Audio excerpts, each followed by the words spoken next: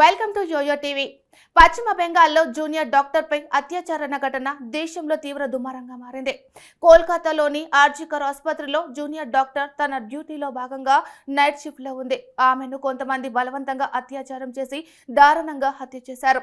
ఈ ఘటన తెల్లవారుజామున జరిగినట్లు తెలుస్తుంది. ఇదిలా ఉండగా తొలుత ఈ ఘటనను సూసైడ్గా భావించారు. కానీ యువతి శరీరం పైన ఉన్న రక్తపు మరకలు మొదలైన వాటిని చూసి అనుమానంతో పోలీసులు కేసు నమోదు చేశారు. పోస్ట్ మార్టంలో దారుణమైన విషయాలు బయటపడ్డాయి.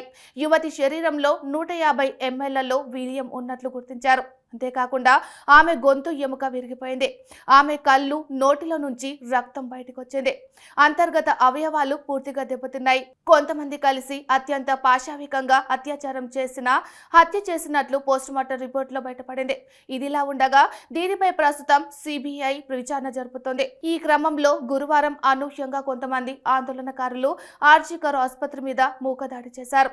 వందల సంఖ్యలో దూసుకువచ్చి ఆసుపత్రిలోని సామాగ్రిని చిందరవందరగా పాడేశారు. అక్కడ ఫర్నిచర్ ను పూర్తి స్థాయిలో ధ్వంసం చేశారు. ఆ ఆసుపత్రిలో అన్ని వార్డులలో ప్రవేశించి బీభత్సం చేశారు. కొంతమంది కావాలని యువతి హత్యాచారానికి సంబంధించిన ప్రూఫ్స్ లను తారుమారు చేసేందుకు ఈ మూకదాడులు చేసినట్లు కొంతమంది డాక్టర్లు ఆరోపిస్తున్నారు. దాడి చేసిన వారు విద్యార్థులు కాదని, కేవలం కొన్ని రాజకీయ పార్టీలకు చెందిన గూండాలంటూ కూడా మెడికల్ ఆందోళన వ్యక్తం చేశారు. మరోవైపు ఈ ఘటనపై ప్రస్తుతం దేశవ్యాప్తంగా నిరసనలు జరుగుతున్నాయి. ఈ ఘటనపై కోల్కతా హైకోర్టు సంచలన వ్యాఖ్యలు చేసింది. వందల మంది దుండగులు ఆసుపత్రిలో చేరుకొని విధ్వంసం చేస్తూ ఉంటే పోలీసులు ఏం చేస్తున్నారని కూడా కీలక వ్యాఖ్యలు చేసింది. ప్రస్తుతం ఆసుపత్రిలో ఎంతమంది ట్రీట్మెంట్ తీసుకుంటున్నారని, ఆసుపత్రిలో వివరాలను తమకు తెలపాలని సూచించారు. దుండగుల క్రైమ్ సీన్ లో ఎవిడెన్స్ లను చెరిపివేయలేదని మీరు చెప్పగలరా అని పోలీసుల మీద ప్రశ్నల వర్షం సంధించారు. అంతేకాకుండా ఆసుపత్రిలో దుండగులు ప్రవేశించిన తీరుపై కూడా అనేక ప్రశ్నలు సంధించింది. పోలీసులు పూర్తిగా దుండగుల్ని కంట్రోల్ చేయడంలో విఫలమయ్యారని కూడా తేల్చి చెప్పింది. ఒకవైపు మెడికల్ విద్యార్థులు నిరసన తెలియజేస్తుంటే, మరోవైపు కొంతమంది దుండగులు ముసుగులు వేసుకొని ఆసుపత్రిలో విధ్వంసం చేసినట్లు కూడా పోలీసులు వెల్లడించారు. వందల మంది వచ్చి అల్లర్లు చేస్తుంటే పోలీసులు ఏం చేస్తున్నారని, 144 సెక్షన్ ఎందుకు పెట్టలేదని కూడా ప్రశ్నించింది. పోలీసులు ప్రభుత్వం పూర్తిగా ఫెయిల్ అయ్యారని ధర్మాసనం సీరియస్ అయింది. ఇలాంటి పరిస్థితుల్లో వైద్యులు తమ డ్యూటీని ఎలా చేస్తారని కూడా ధర్మాసనం ఆందోళన వ్యక్తం చేసింది. మరోవైపు చనిపోయిన వైద్యురాలి తరపు లాయర్ మాట్లాడుతూ, దుండగులు క్రైమ్ సీన్ జరిగిన రూమ్ కోసం వెతికారని, కానీ వారు అక్కడికి వెళ్లలేకపోయారని వెల్లడించారు.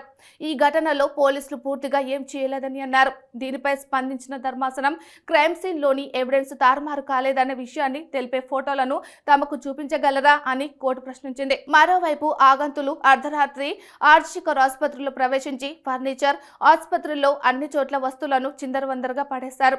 వాహనాలను ధ్వంసం చేశారు. దీంతో పోలీసులు బాష్పవాయువు కూడా ప్రయోగించారు. ఆదివారంలోగా కేంద్ర సంస్థ దర్యాప్తు పూర్తి చేయాలని మమత అల్టిమేటం జారీ చేసింది. మరోవైపు కోల్కతా పోలీసులు 90% దర్యాప్తును పూర్తి చేశారని మమత వెల్లడించారు. ప్రస్తుతం ఈ ఘటనపై మోడీ ఏకంగా తీవ్ర ఆగ్రహం వ్యక్తం చేశారు. అంతేకాకుండా దేశంలో ఈ ఘటనలు నిరసనలు మిన్నంటాయి. ఆయా రాష్ట్ర ప్రభుత్వాలు వీటిపై తొందరగా విచారణ జరిపించి దోషులకు కఠిన పనిష్మెంట్ చేయాలని కూడా చెప్పారు. కోల్కతా ఆర్జికర్ ఆసుపత్రి దాడి ఘటనపై పోలీసులు ఇప్పటి వరకు 19 మందిని అరెస్టు చేసినట్లు తెలుస్తుంది. మరికొందరిని పోలీసులు గుర్తించే పనిలో పడ్డారు.